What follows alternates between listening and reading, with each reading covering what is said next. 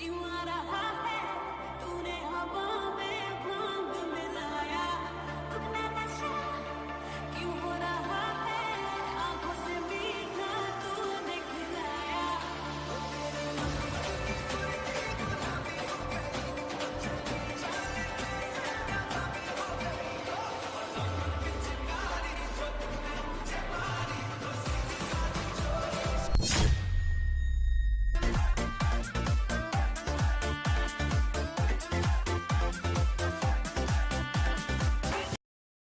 इतना मजा क्यों आ रहा है तूने महाराष्ट्र में होली का दहन परंपरा, रीति रिवाज और महत्व।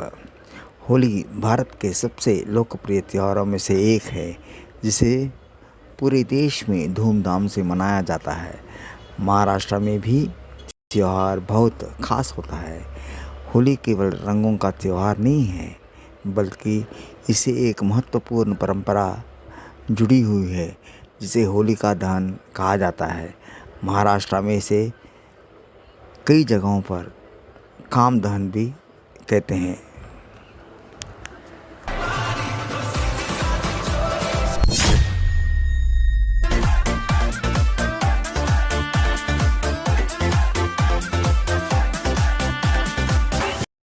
होलिका दहन रंगों की होली से एक दिन पहले मनाया जाता है।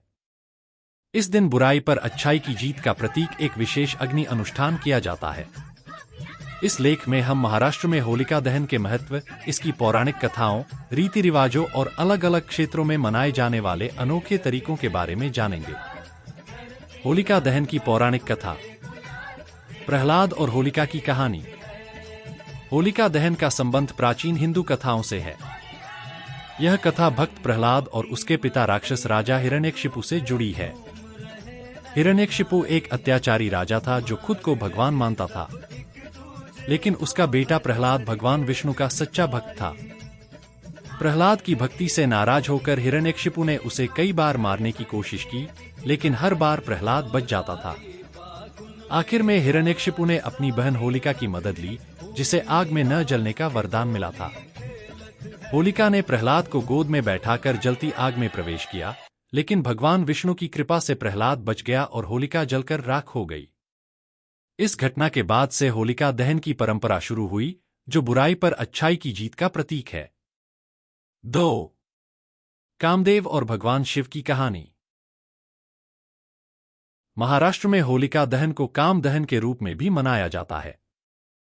यह कथा भगवान शिव और प्रेम के देवता कामदेव से जुड़ी हुई है। माता पार्वती भगवान शिव को पाने के लिए कठोर तपस्या कर रही थीं, लेकिन भगवान शिव ध्यान में लीन थे।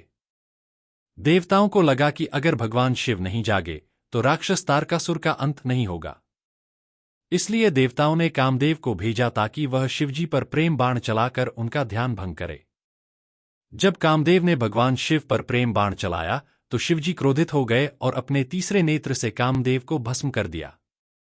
बाद में कामदेव की पत्नी रति के प्रार्थना करने पर शिवजी ने कामदेव को पुनर्जीवित किया। इसलिए महाराष्ट्र में कुछ जगहों पर होलिका दहन को काम दहन के रूप में भी मनाया जाता है, जो अहंकार और कामना के त्याग का प्रतीक है। महाराष्ट्र में होलिका दहन के रीति रिवाज। महाराष्ट्र में होलिका दहन से जुड़ी कई विशेष परंपराएं निभाई जाती हैं। आइए जानते हैं कि इस दिन क्या क्या रस्में होती हैं। होलिका दहन के लिए चिता, अग्निकुंड तैयार करना। होलिका दहन से कई दिन पहले लोग लकड़ियां, सूखी टहनियां और उपले, गोबर के कंडे इकट्ठा करने लगते हैं। गांवों और शहरों में खुले मैदान या चौराहों पर होलिका की चिता बनाई जाती है। कई जगहों पर चिता के बीच में एक लकड़ी का खंभा लगाया जाता है, जो प्रहलाद या भगवान शिव का प्रतीक होता है। अग्नि प्रज्वलन से पहले पूजा अर्चना। होलिका जलाने से पहले उसकी विशेष पूजा की जाती है। पूजा में नारियल, गेहूं, तिल, फूल और हल्दी चढ़ाई जाती है।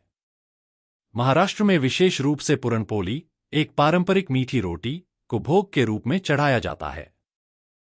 होलिका दहन, अग्नि प्रज्वलन।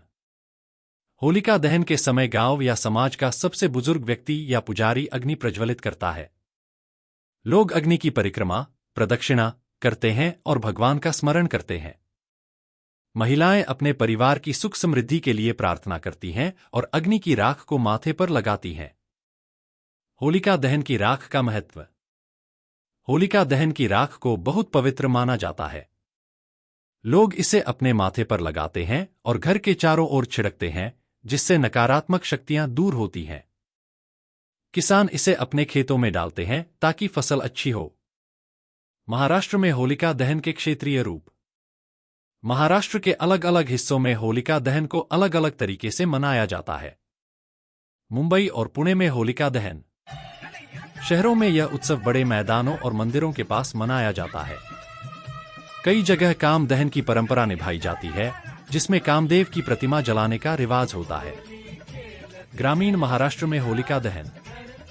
गांवों में यह त्योहार खेती और ऋतु परिवर्तन से भी जुड़ा होता है। खेतों के पास होलिका जलाकर उसकी राख को खेतों में डाला जाता है ताकि मिट्टी की उर्वरता बढ़े। पारंपरिक लोकगीत और लावनी नृत्य का आयोजन भी किया जाता है। विदर्भ और मराठवाड़ा में होलिका दहन। विदर्भ में होली पदवा का आयोजन होता है, जहां होलिका दहन की राख को गाय के गोबर में मिलाकर खेतों में डाला जाता है। मराठवाड़ा में यह त्योहार सामाजिक एकता का प्रतीक माना जाता है, जहां सभी समुदायों के लोग एक साथ इसका आनंद लेते हैं। पर्यावरण अनुकूल होलिका दहन। आजकल पर्यावरण संरक्षण को ध्यान में रखते हुए महाराष्ट्र में इको फ्रेंडली होलिका दहन की परंपरा बढ़ रही है। होलिका दहन का आध्यात्मिक और सामाजिक महत्व। आत्मिक शुद्धि। यह दिन बुरी आदतों और नकारात्मकता को त्यागने का प्रतीक है। सामाजिक एकता। यह पर्व समाज को एकजुट करता है और आपसी मनमुटाव मिटाने का अवसर प्रदान करता है। कृषि से जुड़ा महत्व। यह त्योहार रबी फसल की कटाई के समय आता है, इसलिए किसान इसे समृद्धि का प्रतीक मानते हैं। निष्कर्ष। महाराष्ट्र में होलिका दहन केवल एक धार्मिक अनुष्ठान नहीं, बल्कि संस्कृति, परंपरा और सामाजिक सद्भाव का प्रतीक है। चाहे यह प्रहलाद होलिका की कहानी हो या काम दहन, इस पर्व का संदेश हमेशा यही रहता है, बुराई पर अच्छाई की जीत। आज की यात्रा यहीं समाप्त होती है। उम्मीद है कि यह वीडियो आपको रोचक और प्रेरणादायक लगा होगा। अगर आपको यह पसंद आया हो तो इसे लाइक, शेयर और सब्सक्राइब करना न भूलें, ताकि आप हमारी नई खोजों से जुड़े रहें। अपने विचार कमेंट में जरूर बताएं, मैं उन्हें पढ़ने के लिए उत्सुक हूं। तब तक सीखते रहें, करते रहें और अपने ज्ञान के पदचिह्न छोड़ते रहें। मिलते हैं अगले वीडियो में। आप इसे अपनी शैली के अनुसार संशोधित कर सकते हैं। अगर आपको कोई और बदलाव चाहिए तो बताइए।